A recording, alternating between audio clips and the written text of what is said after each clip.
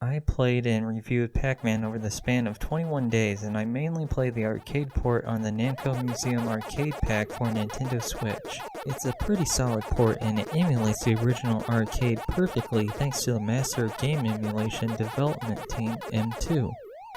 I also like that it comes with the DIP switch settings from the arcade along with modern options like saves and level select that are as expected of retro releases.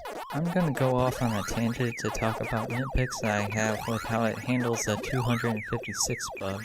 You can't just select the round immediately, you have to unlock it in a sense by playing the rounds before 256 and beating them so you can select those newly beaten rounds to work your way up to 256. Some might like this, but if you're only interested in playing 256, this level select method is rather tedious. Not only that, 256 is disabled by default and enabling it excludes you from the online rankings. I suppose this was done to give players the opportunity to surpass the high score limit of the original, but all it does is discourage me from playing Pac-Man the way it was originally made. In addition, I also played the Pac-Man World 2 port on the Nintendo GameCube, which uses the same version of Pac-Man from Namco Museum Volume 1 on PlayStation. While it plays fine, the image quality isn't great. I do like the border artwork though, more so than the arcade pack borders.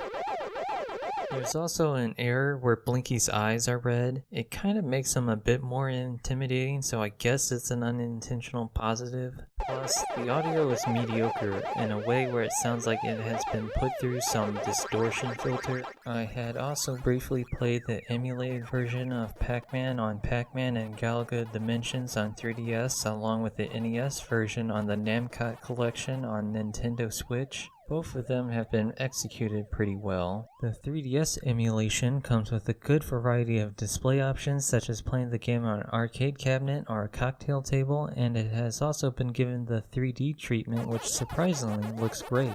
The NES version on the Namco Collection has been given all of the care that M2 is known for bringing to classic titles. Besides M2's top-notch emulation work, the game itself plays alright. The only real complaints is that the graphics are a bit duller and the sound effects are different, but that is expected of home console ports from the 1980s.